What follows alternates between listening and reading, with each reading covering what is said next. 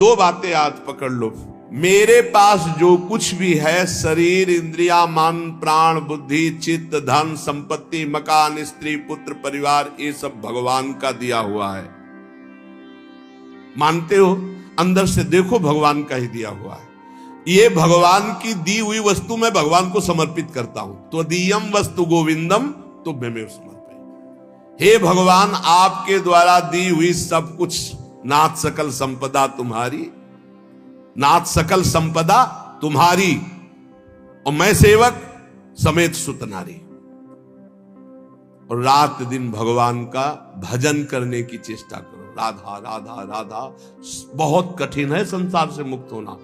दो पद्धति में एक तो स्वीकार करना पड़ेगा, या ज्ञान योग और या भक्ति योग।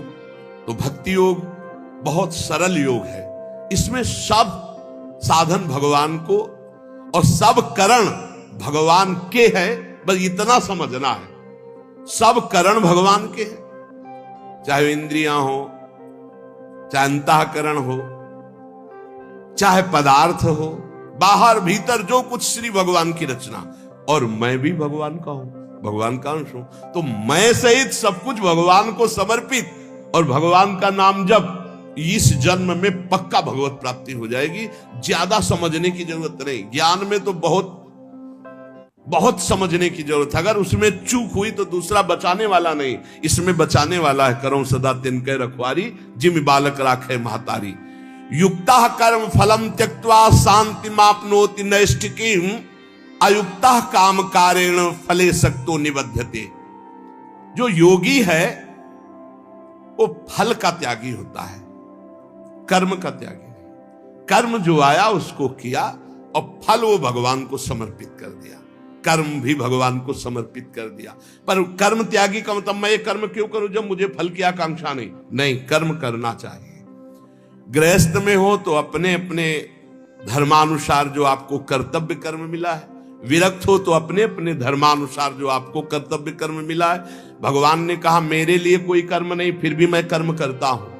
सबको कर्म करना चाहिए, पर कर्म फल में भगवान के ऊपर उसको समर्पित कर देना चाहिए।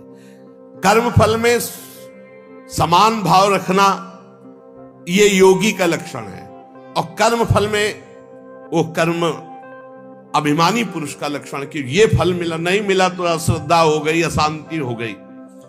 लेकिन जो योगी है वो सुख दुखे समय कृत्वा लाभा लाभो जया देव।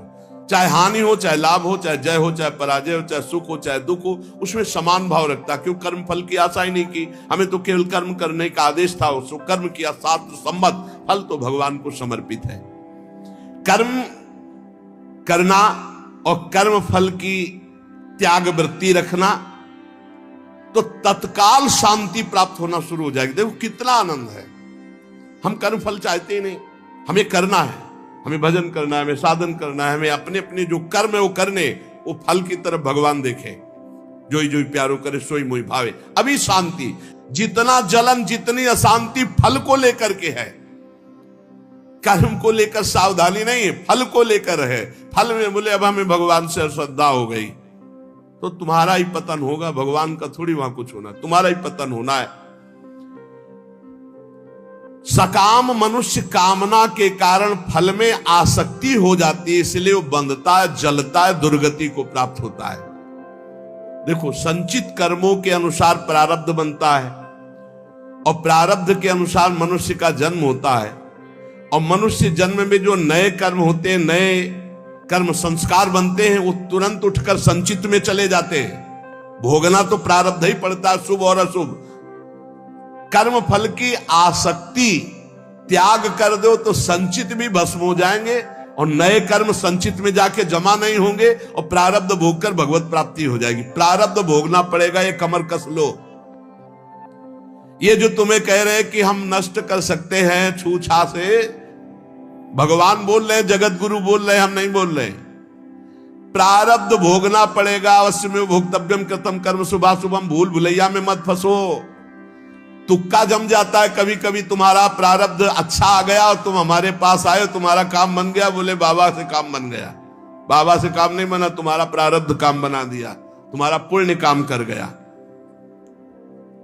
जो कर्म फल की आसक्ति का त्याग कर देता है उसके कर्म भस्म हो जाते, भुने हुए चने के समान, फिर बीज नहीं देते, फिर वो बंधन कारक नहीं होते। जैसे भुना हुआ चना है, अब ना उसमें अंकुरण होगा, ना पेड़ होगा, ना उसमें बीज होगा, जड़ से खत्म हो गया, अब उसमें कोई सत्ता नहीं। तो जो कर्म फल की आशा ना रख करके केवल भगवत प्रीत्यर्थ किया जाता है, वो उसे बांध नहीं सकता, उसे जन्म मरण में नहीं पहुंचा सकता। नहीं तो चाहे शुभ कर्म हो, अच्छा कर्म हो या बुरा कर्म, उसे जन्म मरण में फंसा देगा। कर्म फल 4 प्रकार के होते हैं। एक होता दृष्ट कर्म फल, और एक होता अदृष्ट कर्म फल, और एक होता प्राप्त कर्म फल, और एक होता अप्राप्त कर्म फल। दृष्ट कर्म फल कहते हैं वर्तमान में किए जाने वाले नए कर्मों का फल जो तत्काल प्रत्यक्ष मिलता दिखाई देता है। जैसे कीर्तन किया आनंद मिल रहा है, सत्संग किया आनंद मिल रहा है, कोई भूखा है अपना भोजन पवा दिया तत्काल आनंद मिल रहा है, कोई अपने लिए पदार्थ लेने जा रहा, देखा बीमार है उसके पास दवाई की व्यवस्था नहीं, चलो आज हम भूखे रह जाएंगे, पैसा बीमारी में दे दिया, उसमें लगा, तो जो हृदय शीतल हुआ वो दृष्ट कर्म फल, इतना महान कर्म कि तत्काल आनंद प्रदान करता है। और अदृष्ट कर्म फल वर्तमान में किए जाने वाले नए कर्मों का फल जो अभी तो संचित रूप से संग्रहित होता है, आगे जन्म में मिलेगा जाकर के। जो तीर्थ याटन है, दान है, पुण्य है, बहुत प्रकार के ऐसे कर्म है जो अभी आपको नहीं अनुभव में आएंगे, वो आगे आपको प्राप्त होंगे। और प्राप्त कर्म फल जो पूर्व के कर्म फलों का प्रारब्ध बन करके आ गया है, शरीर प्राप्त कर्म फल है, प्रारब्ध जैसा वैसा शरीर, वैसे ही कुल में जन्म, वैसे ही धनवान, संपत्तिवान, अनुकूलता प्रतिकूलता, ये प्राप्त कर्म फल है। पूर्व में जो कर्म किए उससे जो प्रारब्ध बना है वो पहले से निश्चित हो चुका है। अप्राप्त कर्म फल प्रारब्ध कर्म के फल रूप में अब जो आगे आने वाला है, ये भविष्य में मिलने वाले सुख दुख है, जो अप्राप्त कर्म फल है। प्राप्त कर्म फल हो चुका, शरीर ऐसे कुल में जन्मा, शरीर ऐसा है, ऐसा ऐसा धन संपत्तिवान माता पिता मिले या निर्धन मिले, या जैसे अनुकूल प्रतिकूल परिस्थिति जो वर्तमान में मुझे मिली, ये प्राप्त कर्म फल। और जो अब आगे आने वाली है अप्राप्त कर्म फल, ये प्रारब्ध बड़ा भयानक है जो आगे आने वाला है। इसे भयानक को बड़ा मृदुल किया जा सकता है भजन के प्रभाव से, नष्ट तो किया जा सकता है पर भगवत प्राप्ति नहीं होगी। फिर ये पूरा झोंकना पड़ेगा इसी प्रारब्ध मिटाने में भजन को। प्रारब्ध भी हम भोग ले और भगवत भी प्राप्ति हो जाए, तो भजन से प्रारब्ध जो 100% आपको दुख देने वाला है वो 10% आके भुगता के 90% नष्ट हो जाएगा, 10% भोगना पड़ेगा और चला जाए। भजन का बड़ा प्रभाव होता है। 12 वर्ष का गलित कुष्ठ 24 घंटे में भुगता के चला गया। 12 वर्ष कहां और कहां 24 घंटे। भजन से अप्राप्त कर्म फल को, जो आने वाला प्रारब्ध है, उसे रोका जा सकता है, उसे कम किया जा सकता है, उसे मिटाया भी जा सकता है। पर जो भगवत प्राप्ति करना चाहते हो मिटाने में नहीं फंसते, वो उसे भोग लेते हैं और भगवान की प्राप्ति करते हैं। ये 4 प्रकार के कर्म फलों में दृष्ट और अदृष्ट ये क्रियमाण है, और जो प्राप्त और अप्राप्त कर्म फल हैं प्रारब्ध के अधीन है। दृष्ट कर्म फल आग्रह नहीं रखना, मिलने पर प्रसन्न या प्रसन्न ना होना। अदृष्ट कर्म फल आशा रखना, प्राप्त कर्म फल में ममता न करना, मिलने पर सुखी दुखी ना होना। अप्राप्त कर्म फल मिट जाए ऐसी आशा न रखना, ये भक्त के हृदय में होता है। चारों प्रकार के कर्म फल भक्त के हृदय में कोई प्रभाव नहीं डाल सकते। जब उपासक ये देख लेता है कि मैं करता नहीं है, वो मुक्त होने लगता है। इतने जादू का तमाशा है, समझ लो। गांठ लगी ही नहीं, गोस्वामी जी कह रहे जड़ चेतन ही ग्रंथि पड़ गई, यद्यपि मृषा छूटत कठिनाई। है ही नहीं बंधन पर छूटना बड़ा कठिन है। बस इतना समझ लो कि बंधन ही नहीं है पर छूटना बड़ा कठिन है। कर्तापन तुमने स्वीकार किया तो तुम्हारी दुर्गति पक्की है। चाहे शुभ कर्म करो चाहे अशुभ कर्म। शुभ से स्वर्ग आदि लोक, अशुभ से नरक आदि, और दोनों से मृत्यु लोक। ये आवागमन बंद नहीं होने वाला। क्या करें? तो बड़े कठिन समस्या है। यही कठिन समस्या है। ज्ञानेन्द्रीय, कर्मेंद्रीय, अंतःकरण, प्राण, उपप्राण, ये सब प्रकृति के हैं ढांचा सहित। शब्द, स्पर्श, रूप, रस, गंध, ये प्रकृति के हैं। वो 5 ज्ञानेन्द्रियां उनको प्रकृति में भोग रही। इंद्रियां इंद्रियों में, विषयों में बरत रही हैं। आप इनको देख रहे हैं, दृष्टा हैं, पर आप तन्मयता कर लेते, मैंने देखा, तो फिर उसका दंड भी तो भोग मिलेगा। क्या देखा और कैसे देखा? हमारे द्वारा जो भी क्रियाएं हो रही हैं, हम उनके 2 विभाग देखते हैं, एक अच्छी क्रियाएं और एक बुरी क्रियाएं। बिल्कुल सरल भाषा में आपको बता रहे हैं। जो अच्छी क्रियाएं हैं वो शास्त्र सम्मत है, जो बुरी क्रियाएं हैं वो शास्त्र विरुद्ध है। बुरी क्रियाओं को अशुभ कर्म कहते हैं, अच्छी क्रियाओं को शुभ कर्म कहते हैं। शुभ और अशुभ कर्म ये गुणों से प्रेरित होते हैं। सतोगुण तो शास्त्र सम्मत, रज और तम मिश्रित या तमोगुण या घोर रजोगुण, ये शास्त्र विरुद्ध आचरण कराएंगे। अब अपने को भगवान की शरण में हो जाना, गुणों की शरण में नहीं। भक्ति का मार्ग, पूरा शरीर, इंद्री, प्राण, उप प्राण सब, हे नाथ मैं आपकी शरण में। ये तो समझ में आ रहा है ना? ज्ञान वाला समझ में ना आ रहा हो तो ये तो समझ में आ रहा है कि पूरा ढांचे सहित, जो इसमें स्थूल हो, सूक्ष्म हो, कारण हो, प्राण हो, उप प्राण हो, इंद्रियां हो, कर्म, जो भी महाराज, पूरा सिस्टम आपकी शरण में। समझ में आ गया? ठीक। अब हमको देखना है कि हमारे द्वारा जो अच्छा काम हो रहा है वो भगवान की प्रेरणा से हो रहा है। जीवन मुक्त होना है तो बात इस बिल्कुल सरलता से समझा रहे हैं। और जो बुरा काम हो रहा है वो हमारी वासना से हो रहा है, उसका हम प्रायश्चित करेंगे, भगवान से क्षमा मांगेंगे। बुरा काम हो रहा है तो हमारी वासना से हो रहा है। इसमें क्या होगा कि अगर ये भेद नहीं तुम रखोगे और कह दोगे जब पूरा समर्पण कर दिया तो फिर आपसे बुरे कर्म उत्साह पूर्वक होने लगेंगे, क्योंकि अंदर का सिस्टम अभी समर्पित नहीं हुआ। बाहर से तो हमने कह दिया। अब अंदर का सिस्टम जब तक समर्पित नहीं होगा तब तक वो फिसल कर बुरे आचरणों में जाएगा। तो हमको क्या करना है? गुण तुम्हार समुझे निज दोषा, और जय सब भांति तुम्हार भरोसा। भरोसा दृढ़ आपका। जब हमसे अच्छे कार्य होंगे तो भगवत प्रेरित हुए, और जब बुरे कार्य हो गए तो हम त्राहिमाम शरणागत रक्षक प्रभु, हमसे गलती हो गई, हमको ऐसी सद्बुद्धि दो कि आगे हमसे ना हो, और सारे कर्म भगवान को समर्पित कर दो। तो जो एक दिव्य ज्ञानी की स्थिति होती है, अहंकार रहित महापुरुष की, वही भक्त की स्थिति होती है। वो भी देह शुद्ध विस्मृत भगवदानंद में डूबता है, और वो देह शुद्ध विस्मृत ब्रह्मानंद में डूबता है।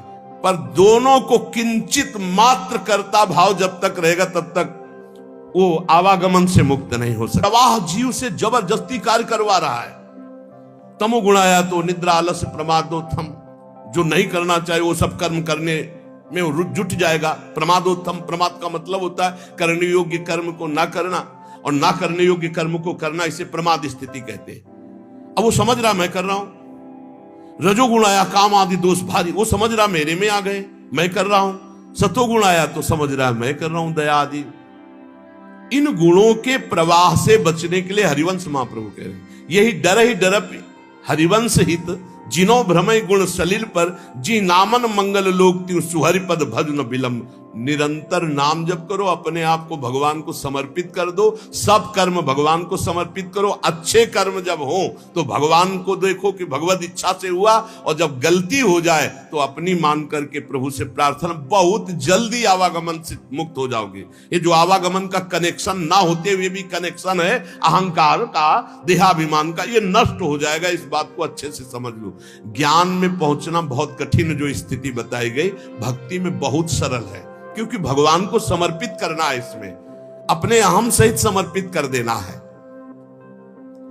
सांख्य योगी शरीर, इंद्रिय, अंतःकरण आदि के साथ अपना कभी संबंध नहीं मानता, और भक्त अपने शरीर, इंद्रिय, अंतःकरण आदि को भगवान को समर्पित कर देता है। ये बढ़िया, बहुत मीठा सरल मार्ग भक्ति का, और बात वही बननी है। साधक कभी किंचन मात्र, चाहे भक्ति मार्ग का हो चाहे ज्ञान मार्ग का हो, अपने को कर्ता ना माने, नहीं तो भोगना पड़ेगा। मैंने ये किया तो ऐसा थोड़ी कि आपने किया कि मैंने नहीं किया। अंदर से सिस्टम, चित्रगुप्त जी क्या देख रहे, अंदर जहां तुम्हारी सोच है ये भोगा जाए तो बहुत आनंद मिलेगा, तो लिख गया कर्ता ने भोगने की इच्छा की, और ये अब क्रिया बाद में होगी, पहले वो लिख गया, पूरा चित्रण हो गया, क्रिया तो बाद में होगी, पहले अंदर सोच होती है, उसी सोच को लिखते हैं चित्रगुप्त जी। उसी सोच में भगवान का भजन चल रहा है तो भक्त उसी समय जलन पैदा, अरे कैसी बात आ गई, वहां लिख गया।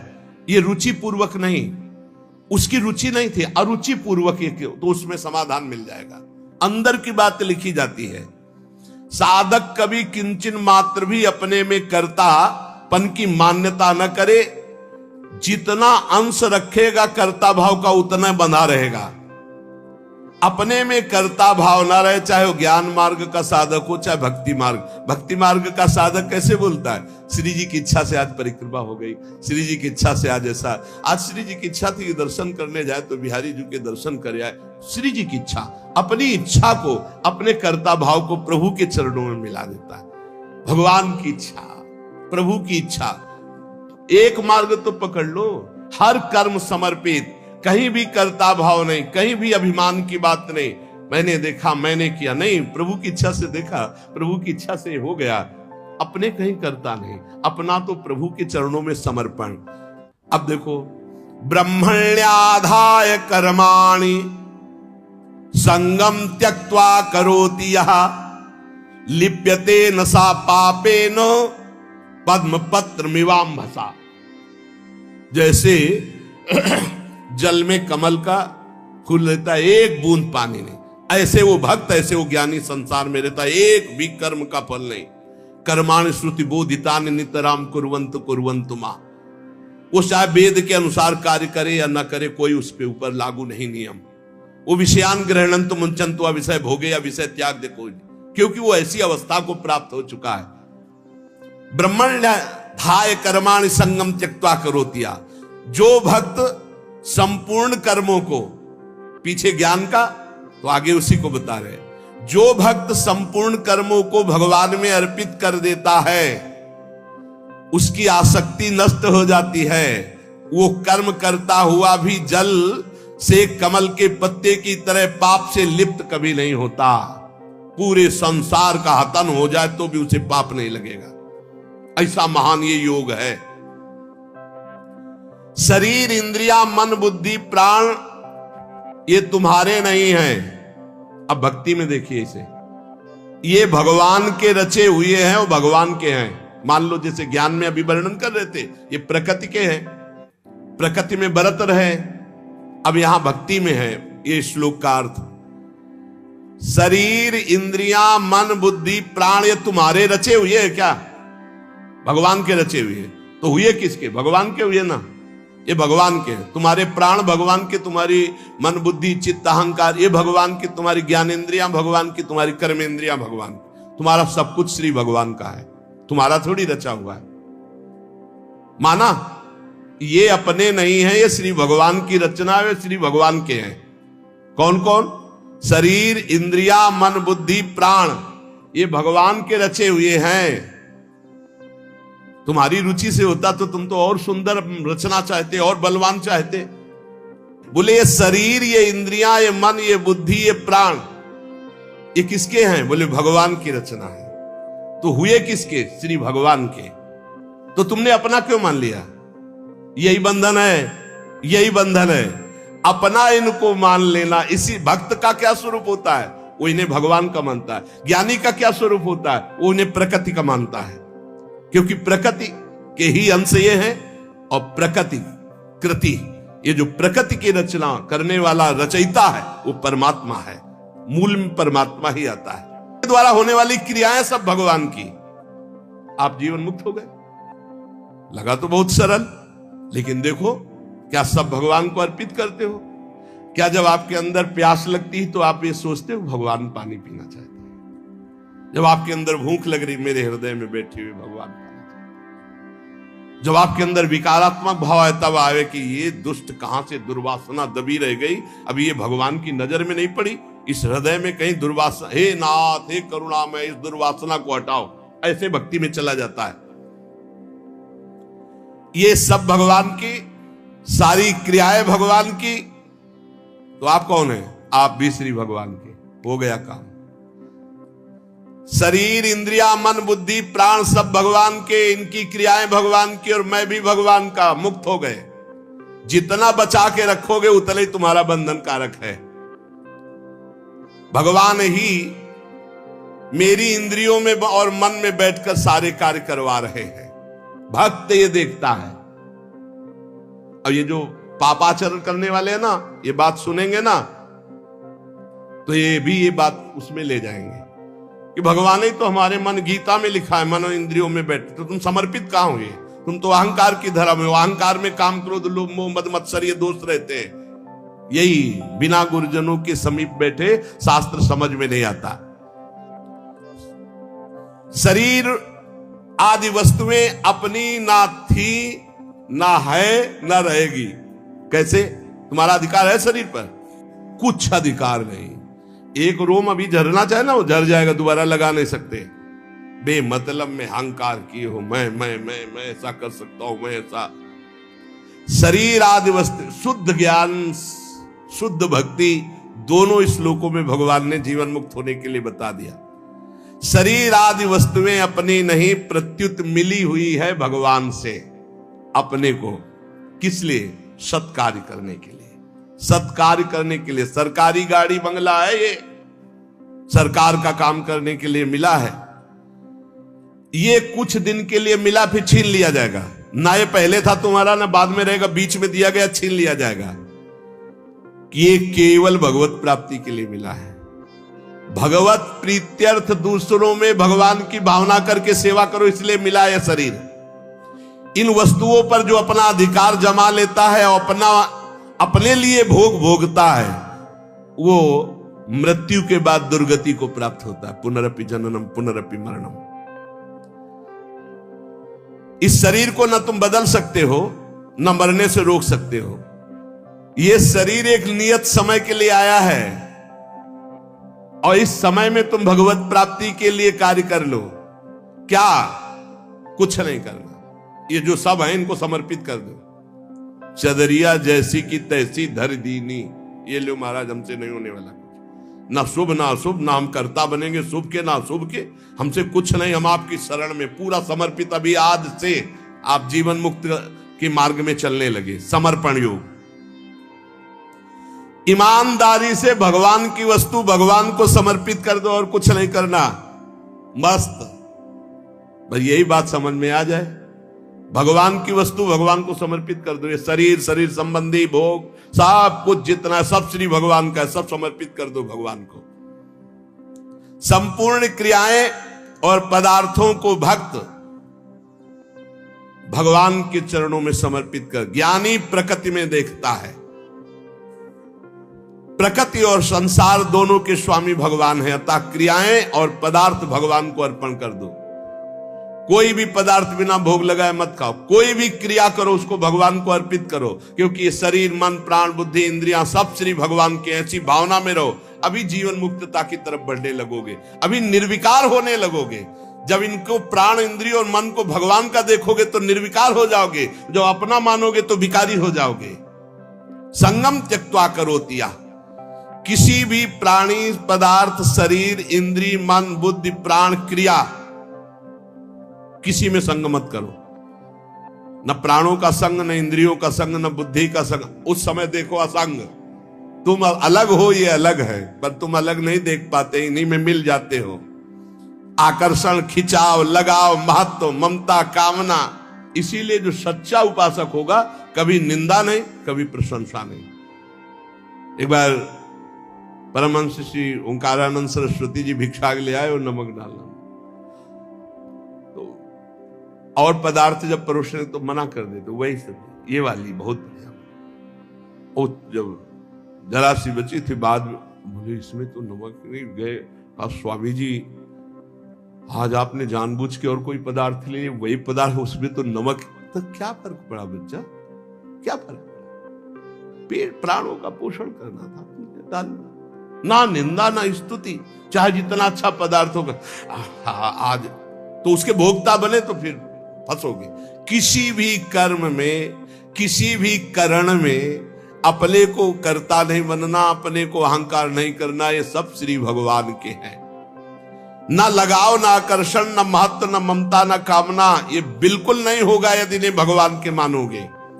ये लगाव, ये कामना, ये ममता, ये आसक्ति तभी होती जब अपना मानते हो। जन्म मरण का हेतु यही तुम्हारा अपना मानना है इनको, इनसे अपनापन हटाओ प्रभु के चरणों में।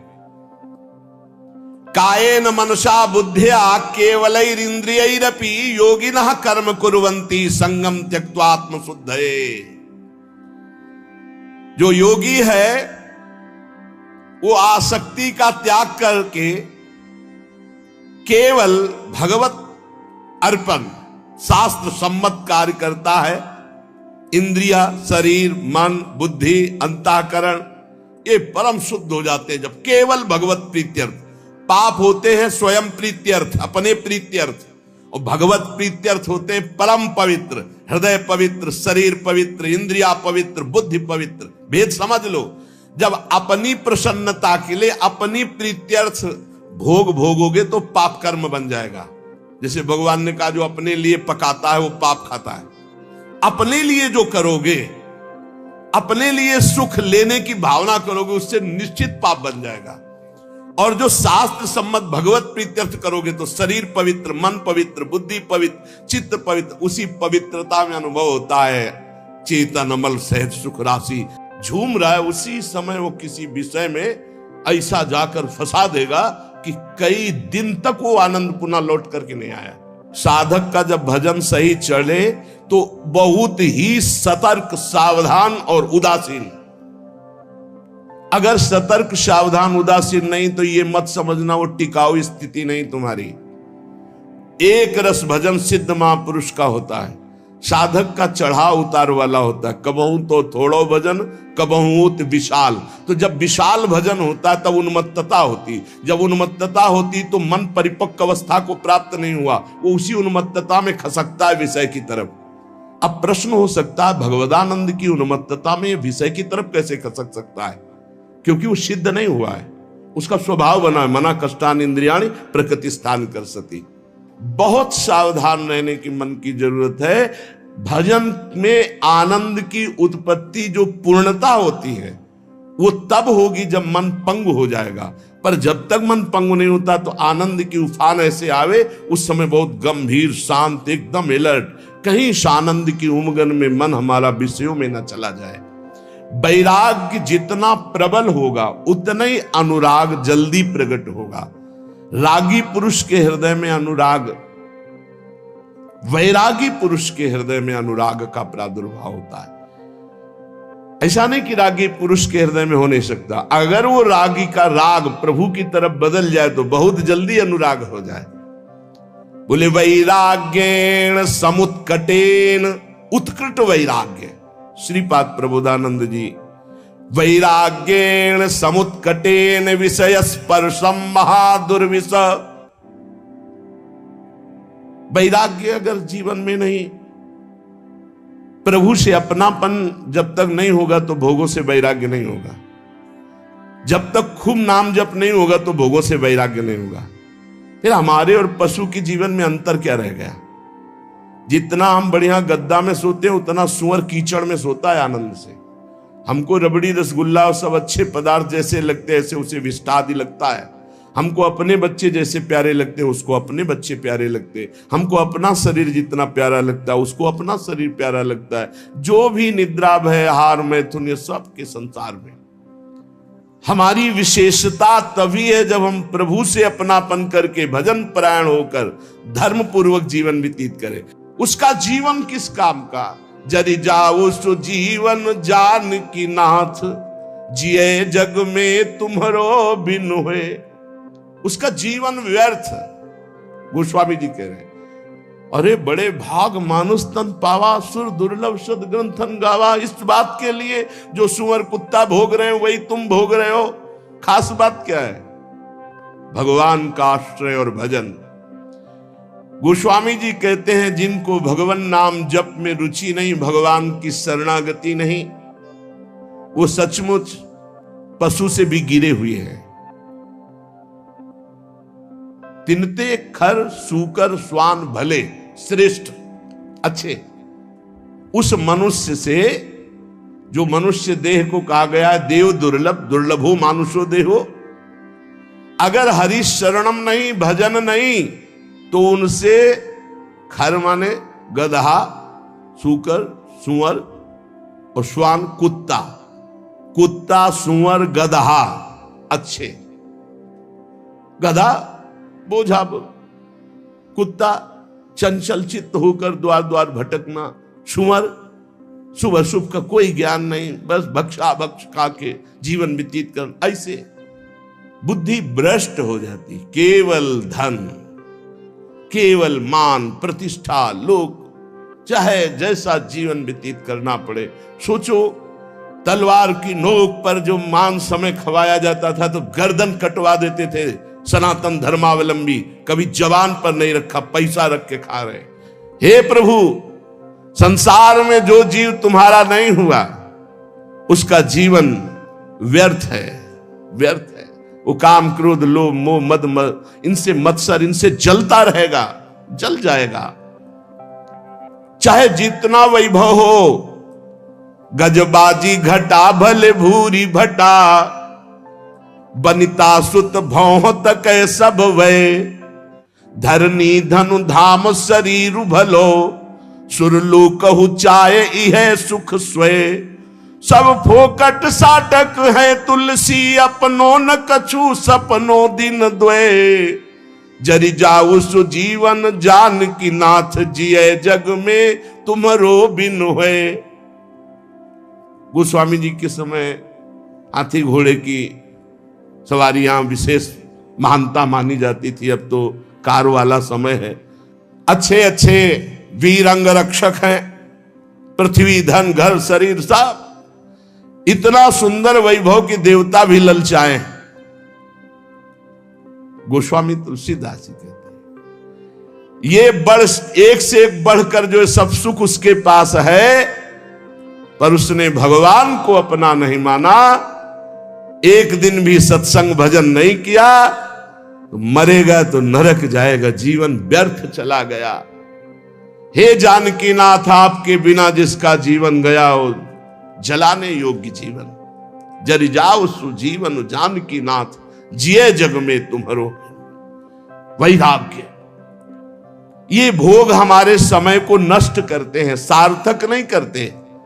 वैराग्येण समुत्कटेन विषय स्पर्शम महादुर्विष, ऐसा वैराग्य कि जैसे कांटे का तुम्हें साल उड़ाया जाए जिनमें छोटे छोटे लोहे के कांटे जड़ दिए जाए, असह्य नहीं हो जाएगा, हटाओ इसे। ऐसे नहीं कोमल वसन सुहावे है, नहीं खान पान ते भावे है, सब विषय लगे ते खा रहा है, हर आशिक का मग्न आ रहा है। एकमात्र भगवत प्रीति के लिए व्याकुलता, और जो मिला सो शरीर पोषण के लिए धर्मयुक्त तीव्र वैराग्य का जिसके हृदय में प्रादुर्भाव होता है, तीव्र वैराग्य, सच्चा ज्ञान। अगर सत्संग नहीं सुना जाए तो चाहे जहां रह जाए बुद्धि भ्रष्ट हो जाती है। कल की चर्चा थी गोस्वामी जी ने जोग विराग तीर्थ यज्ञ सबका, कि इनसे भगवत प्राप्ति देख लो। आप प्रभु के दास होकर के संसारिक भोगों का महत्व जागृत हो गया। क्या हुआ? अरे ये भोग तो, रुपया पैसा तो उनके पीछे मारे घूम रहे जो घोर विषयी, जानते नहीं रामकृष्ण हरि कौन है, जानते ही नहीं भैया रामकृष्ण हरि कौन है। और एक कुबेर हैं जिनके यहां 9 निधियां, 8 सिद्धियां, संपत्ति ऐसे मारी घूमती है जैसे किसान के यहां गेहूं मारा घूमता है, ऐसे उनके यहां हीरा जवाहरात रतन सब कुबेर। ऐसे भगवान अनंतो कुबेर के स्वामी, क्योंकि अनंत ब्रह्मांड है, ये तो एक लोक के स्वामी कुबेर हैं। ब्रह्मांड निकाया निर्मित माया, रोम रोम प्रतिवेद कहे तो हर ब्रह्मांड के कुबेर है। गर्ग संहिता में चर्चा आती, जब ब्रह्मा जी गए और सखी से कहा कि प्रभु से कह दो ब्रह्मा जी आए, तो बोले कौन लोग के ब्रह्मा आए हो? बोले और भी है क्या? बोले लाइन लगी, आओ तुम्हें दिखावे। तो दिखाया 1000 मुख वाले ब्रह्मा, 100 मुख वाले ब्रह्मा, ब्रह्म ही ब्रह्मा। तो बोले अपना पूरा परिचय बताओ। तो बोले जो भगवान वामन रूप धारण करके ब्रह्मांड कटाह से जिनके नाखून का हमने चरणामृत उतारा, गंगा जल, हम वो ब्रह्मा। बोले हाँ आ रहे हैं, पता लगा। तब सखी गई, ब्रह्मा की लाइन लगी थी, ब्रह्मा की, अनंत ब्रह्मांड तो कितने कुबेर। और जब सब कुबेरों के यहाँ की, जिनके यहाँ संपत्ति पहुंचाती है जो, वो लक्ष्मी जी की सेविका है, और लक्ष्मी जी स्वयं भगवान की चरण दासी है। ऐसे भक्त होकर, ऐसी भक्ति का अवलंबन लेकर भला कोई ऐसा? इसीलिए जब तक भगवान का आश्रय और भजन नहीं, बिल्कुल कोई भी हो, वो जीवन व्यर्थ है, कहीं भी हो। सच्ची मानिएगा, हृदय से कह रहा हूं, अगर नाम जप नहीं करोगे, भगवान का आश्रय नहीं लोगे, तो ऐसी हवा है माया की तुम्हें कोई नहीं बचा सकता। वो आपसे ऐसे आचरण, ऐसी क्रियाएं करा देगी जिस, अगर भगवान के आश्रित हो, चूक हो भी जाती है, निंदा हो भी जाती है, अपमान हो भी जाता है, तो एक शब्द याद रखो, नामे भक्ता प्रणश्यति। भगवान कह रहे मेरे भक्त का नाश नहीं हो सकता, करके प्रभु से विमुख करने वाले नहीं। पाणो निश्च कपोलमश्रु सलिलै संचालयन राधिका, कृष्णा पार कृपावधारण धरोध्यासी वृंदावनम। ऐसे बैठकर प्रभु का चिंतन करते हुए अश्रु प्रवाह कर रहा है, घोर वैराग्य से युक्त है, किसी विषय को विष के समान समझता है, कोई भी सुख मनोरंजन उसके लिए आग के समान जलाने वाला है। एकांत में बैठा हुआ, हथेली पे कपोल रखे, अश्रु प्रवाह करता हुआ, हा राधा हा कृष्ण बार बार पुकार रहा है।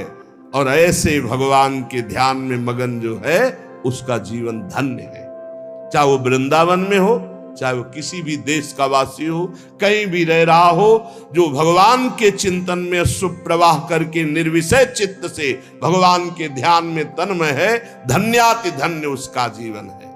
नैवालोकित लोकवेद, ना हमें लोक में देखना है किसी की तरफ अवलोकन। ये कैसा है? आप सच्ची मानिए, जो भक्त होता है वो क्रियाएं नहीं देखता है, भक्त कारण तत्व को देखता है। इसका कारण क्या? ये जो क्रिया हुई, इसका कारण क्या है? बड़े बड़े महापुरुषों ने ये देख के निर्णय किया है कि संसार में कोई भी प्राणी ऐसा नहीं है जो केवल दोष युक्त ही हो, उसमें गुण भी है। और कोई भी गुणी ऐसा नहीं भगवान और भगवान के प्रेमी भक्त के सिवा छोड़कर, जिसमें दोष ना हो। पक्का जड़ चेतन गुण दोष में विश्व कीन करतार, नैवा लोकयन। मत देखो, जड़ चेतन गुण दोष में विश्व कीन करतार, संत हंस गुण गाहे पे परिहरिवारी विकार। जैसे दूध पानी को एक में मिला के रख दो, हंस जो है दूध पी जाएगा, पानी छोड़ देगा। पूरा चराचर जगत गुण दोष से मिला। जैसे शुद्ध सोने का आभूषण नहीं बनता, उसमें कुछ मिलावट होती, ऐसे ये शरीर पाप और पुण्य से बना है, गुण और दोष से मिश्रित बना है। किसी में दोषों की बाहुल्यता होती, गुण बहुत कम होते हैं, किसी में गुणों की बाहुल्यता होती, दोष बहुत कम होते। गंगा किनारे जब हम भ्रमण कर रहे थे, घाट है, वहां बहुत संत जन रहते थे, अब तो खंडहर हो गया, अब संत जन वहां कुछ दिन रहे अकेले। पास में देखा कि 8-10 लोग राइफल लिए खड़े हैं और गंगा में खड़े होकर के वो आराधना 3-4 घंटे करता। हमें आश्चर्य हुआ जब वहां लोग गंगा नहाने आए, पूछा कि रात्रि में ऐसा हमने दृश्य देखा है, कौन है तपस्वी है जो भयभीत भी है कि राइफल की रक्षा में वो खड़े हो? अरे बोले वो नामी डकैत है, जिंदा आदमियों को काटता है, वो गंगा की आराधना करता है। 4 घंटे महान तपस्वी की तरह हाथ उठाकर गंगा जी की आराधना रात्रि में, वही रोज देखते क्योंकि रहते थे। और राइफल लिए 8-10 लोग टहल रहे और वो गंगा जी में से एक वस्त्र धारण किए खड़ा है और वो उस आदमियों को काटता था। तो यहां कह रहे कि कोई ऐसा नहीं जिसमें दोष ना हो और जिसमें गुण ना हो। गुण दोष युक्त पूरी सृष्टि है। हमको न गुण देखना है न दोष देखना है। उत्तम साधक को तत्व देखना है। भगवान सब में विराजमान है। सुनौ तात मायाकृत गुण अरु दोष अनेक, गुणया उभय न देखी, देखी सो अविवेक। यदि आपने किसी के गुण देखा तो राग हो जाएगा, दोष देखा तो द्वेष हो जाएगा। और राग और द्वेष दोनों बंधन कारक हैं। भगवत प्राप्ति में तुम्हारी बाधा आ जाएगी, तुम्हारी भगवत प्राप्ति में बाधा आ जाएगी। इसलिए हमें चाहिए कि हमारे संपर्क में जो भी व्यवहार करने वाले व्यक्ति आवे, हमें ऐसा व्यवहार करना चाहिए। पहला तो भगवत भाव, इनमें प्रभु हैं, ऐसी भावना। अपने को बचा लोगे आप उनके दुर्व्यवहार से। और दूसरी बात, जब ये पता चले कि दुष्ट स्वभाव का है तो इतना मृदु व्यवहार करो कि तुम्हारे व्यवहार से उसके दुष्ट स्वभाव में कमी आवे और सत स्वभाव बढ़ने लगे। तब तो तुम माने जाओगे भगवान का भजन करने वाले। तुम जलती आग में और पेट्रोल डालने वाली बात करोगे तो उसकी दुष्टता और बढ़ जाएगी। दुष्टता को साधुता के द्वारा दमन करके उसकी साधुता को बढ़ानी चाहिए, जिससे उसका तमोगुण घटे, सतोगुण बढ़े। तो ये तुम्हारी भागवतिक सेवा बन जाएगी। कितना बढ़िया सेवा बता रहे। हमसे कोई न कोई मिलता ही रहता, घर गृहस्थी परिवार में सब कोई बुरे स्वभाव वाला है, तो हमको इतना संभल कर व्यवहार करना है कि उसके अंदर सतोगुणी भाव आवे, तो हमारी भगवत सेवा बन जाएगी। हम कोई ऐसा कटु व्यवहार, कटु वचन न बोले जिससे उसके हृदय में तमोगुण बढ़े, क्योंकि आसुरी स्वभाव वाला वो तो है ही। यदि हम अपने द्वारा अमृतमय वचन से, निर्दोष चेष्टा से, नम्र भाव से व्यवहार करेंगे तो ये भगवत सेवा बन जाएगी और इसका प्रभाव उसके हृदय में निश्चित पड़ेगा। निराश मत हो किसी भी स्थिति में। अगर परमार्थ में निराशा, भोगों में तो निराशा कर लो, जगत में निराशा कर लो, लेकिन परमार्थ में निराशा नहीं होनी चाहिए। पता नहीं मैं प्रयास कर रहा हूं इसका सुधार हो कि ना, पता नहीं मैं अपना प्रयास कर रहा हूं मेरा सुधार हो कि ना, पता नहीं जो भजन कर रहा हूं इससे सुख मिले कि नहीं, पता नहीं भगवान मुझे जान रहे हैं कि नहीं कि मैं उनका भक्त हूं। किसी भी तरह का संशय मत करो।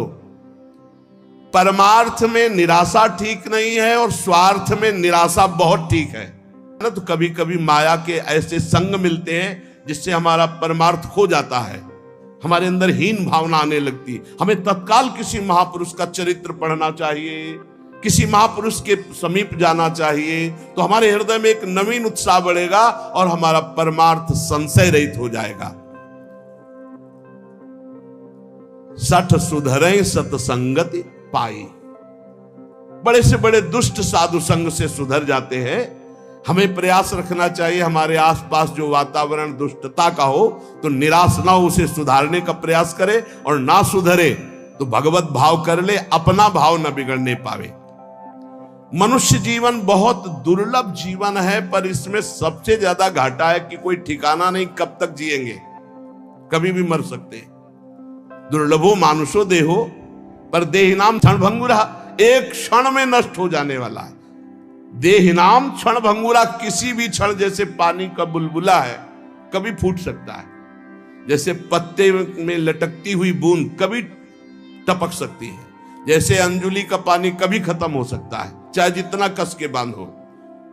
संसार को मोह माया ने फंसा करके भगवान से विमुख कर दिया, और ये मानव जीवन भगवत प्राप्ति के लिए मिला। जिसको सत्संग मिल गया अब निश्चित हो गया उसे भगवत प्राप्ति हो जाएगी। बस सत्संग छोड़ना नहीं, सत्संग पकड़े रहना।